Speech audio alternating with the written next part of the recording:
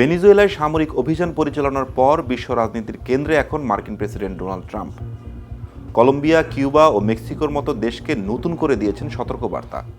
তবে এর মধ্যে সবচেয়ে বেশি আলোচনায় গ্রিনল্যান্ড। ভেনেজুয়েলার পর এবার কোন দেশকে আক্রমণ করতে পারে আমেরিকা? কোন রাষ্ট্রপ্রধানরা রয়েছেন ট্রাম্পের লিস্টে? জানবো আজকের স্টার এক্সপ্লেন্সে।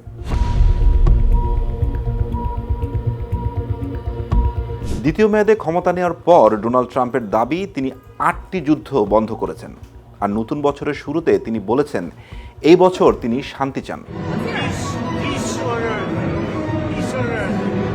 কিন্তু ভেনেজুয়েলায় সরাসরি সামরিক অভিযান পরিচালনার পর বিশ্ব রাজনীতিতে বিরাজ করছে অস্থিরতা। কলম্বিয়ার প্রেসিডেন্ট গুস্তাভো পেত্রোকে সরাসরি হুঁশিয়ার দিয়ে ট্রাম্প বলেছেন ভেনেজুয়েলায় ভয়াবহ সংকট রয়েছে, কলম্বিয়ার অবস্থা খুবই খারাপ, সেখানে একজন অসুস্থ ব্যক্তি দেশ চালাচ্ছেন, তিনি কোকেন উৎপাদন করে যুক্তরাষ্ট্রে বিক্রি করতে পছন্দ করেন, তবে তিনি বেশি দিন এটি করতে পারবেন না। কলম্বিয়ার বিরুদ্ধে অভিযান আমার কাছে ভালোই শোনায়। এই মন্তব্যের পর কলম্বিয়ার দিক থেকে আসে তীব্র প্রতিক্রিয়া। দেশটির প্রেসিডেন্ট পেত্রো লাতিন আমেরিকার দেশগুলোকে ঐক্যবদ্ধ হওয়ার ডাক দিয়ে বলেন ঐক্যবদ্ধ না হলে তাদের দাসে পরিণত করা হতে পারে। এক্সে দেওয়া দীর্ঘ এক পোস্টে পেত্রো লেখেন, মানব ইতিহাসে যুক্তরাষ্ট্রই প্রথম দেশ যারা দক্ষিণ আমেরিকার কোনো দেশের রাজধানীতে বোমা হামলা চালিয়েছে। কলম্বিয়ার পর ট্রাম্প সতর্কবার্তা পাঠিয়েছেন ফিদেল কাস্ত্রোর দেশ কিউবাকে ব্যর্থ রাষ্ট্র হিসেবে আখ্যা দিয়ে ট্রাম্প বলেন যুক্তরাষ্ট্র সরাসরি হামলা না চালালেও কিউবা খুব শীঘ্রই পতনের মুখে পড়বে। ট্রাম্পের মতে কিউবার অর্থনীতি ভেঙে পড়েছে, কারণ দেশটির প্রধান আয়ের উৎস ছিল ভেনেজুয়েলার তেল। এখন সেই সহায়তা বন্ধ হয়ে যাওয়ায় কিউবার সামনে টিকে থাকাই বড় চ্যালেঞ্জ। প্রতিবেশী দেশ মেক্সিকোকে হুমকি দিতে ভোলেননি মার্কিন প্রেসিডেন্ট ডোনাল্ড ট্রাম্প। সীমান্তের দেয়াল দেওয়াকে কেন্দ্র করে বহুদিন ধরেই দেশটির সাথে চলছিল উত্তেজনা।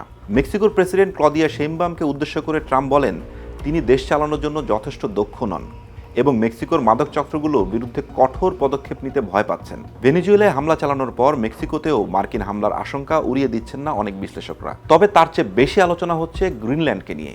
2017 সালে প্রথম রাষ্ট্রপতি নির্বাচিত হওয়ার 2 বছর পর ট্রাম্প নিশ্চিত করেন যে ডেনমার্কের কাছ থেকে গ্রিনল্যান্ড কিনে নেওয়ার বিষয়ে তার আগ্রহ আছে।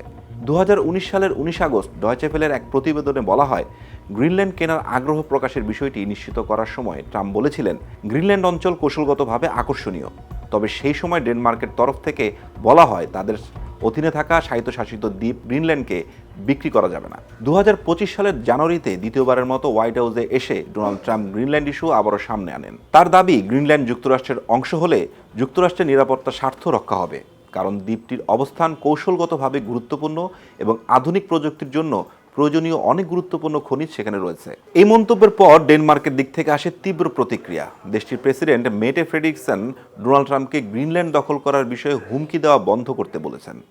মেটে ফ্রেডরিকসন বলেন যুক্তরাষ্ট্রের জন্য গ্রিনল্যান্ড দখল করা প্রয়োজন এমন কথা বলার কোনো অর্থ নেই। তিনি আরও বলেন ডেনমার্ক ন্যাটোর সদস্য, সেই সূত্রে গ্রিনল্যান্ডও ন্যাটোর নিরাপত্তা কাঠামোর আওতায় পড়ে। তবে অনেক রাজনৈতিক বিশ্লেষক ভেনেজুয়েলার উপর হামলাকে দেখছেন ইরানের প্রতি পরোক্ষ সতর্কবার্তা হিসেবে। ভেনেজুয়েলা ও ইরান ঘনিষ্ঠ মিত্র হওয়ায় আন্তর্জাতিক আইন লঙ্ঘন করে এই ধরনের অভিযান তেহরানের বিরুদ্ধেও এক ধরনের পদক্ষেপের পথ খুলে দিতে পারে বলে মন্তব্য করেছেন বিশ্লেষকরা। মনে রাখা দরকার, কিছুদিন আগেই ইরানের সরকার বিরোধী বিক্ষোভকারীদের সহায়তা করতে সরাসরি হস্তক্ষেপে হুঁশিয়ারি দিয়েছিলেন ডোনাল্ড ট্রাম্প।